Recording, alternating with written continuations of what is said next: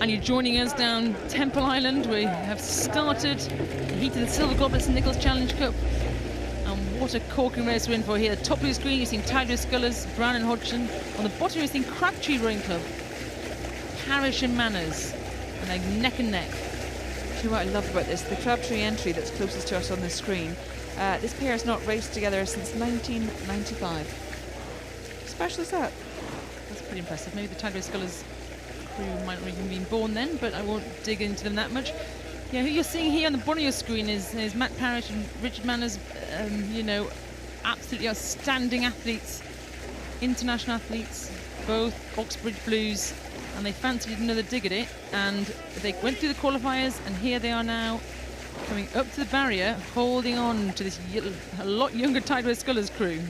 As you said, Matthew Parish there in the stroke seat of the Crabtree boat.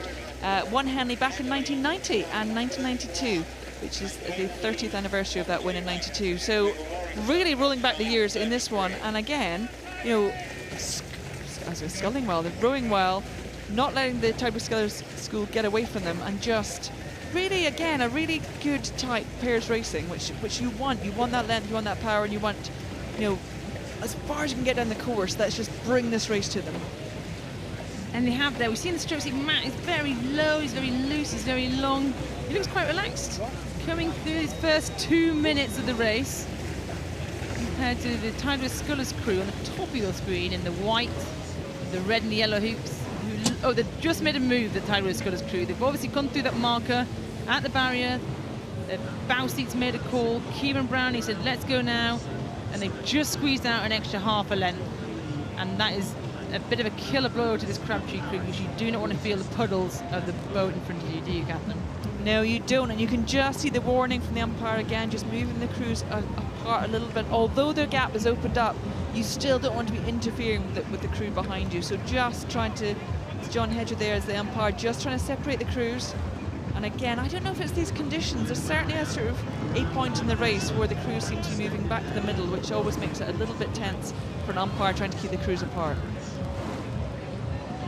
Nice shot there, the bow man, Kieran Brown, Tideway Scullers, Robert Hodgson stroking that boat, stroking on bow side. Normally we'd see stroke seat stroking on stroke side, which is when you lean out to the right-hand side of the boat compared to the left. But I think we're doing a good job for them as they're powering past the 3/4 mile mark down towards the remnant marker. And there's the umpire, John Hedges, warning them again, move back to your station, don't interfere, you want a clean race. Yeah, you can see when we get this angle, you can see the bows of that Tideway Scullers boat always kicking back to the centre, always coming back to the centre. And the biggest risk to them, you know, they've got a comfortable lead, they have this race under control.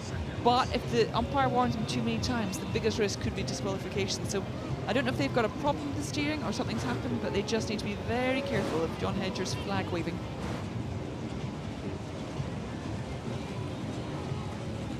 Tideway Scullers pair again veering into the middle of the race. As the Crabtree pair not out of this yet, you can see a big rate change in a pair. Wants to go and have a great pairs race. They want to go and have a look at the Sydney men's pairs final. The French, how much they've changed their pace with 700 metres to go and came through the entire field, winning the gold medal there. So we have seen it before.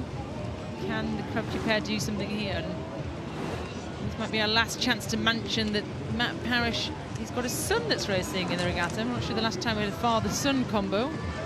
Ollie Parish is in the visitors for Cambridge.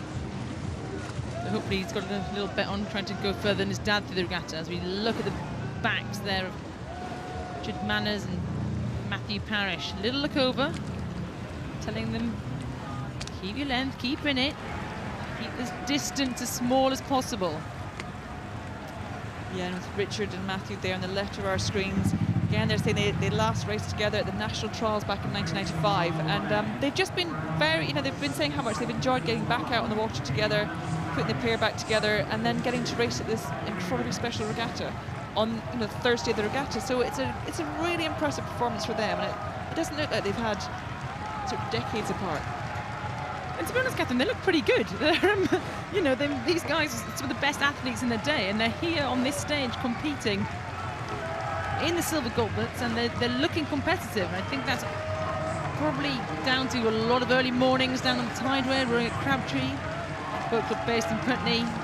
getting up early, getting down there, getting the miles in, and they're keeping this distance to a reasonable amount. But as we see there, as we cut to the Tideway Sculler School, Kieran Brown and Robert Hodgson got about 10 more strokes to take.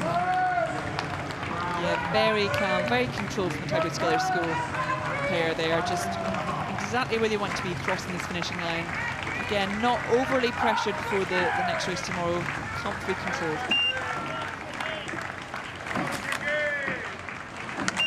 Some shouts there for both boats, but that's a win. Brown and Hodgson and the Goblets over Manners and Parish.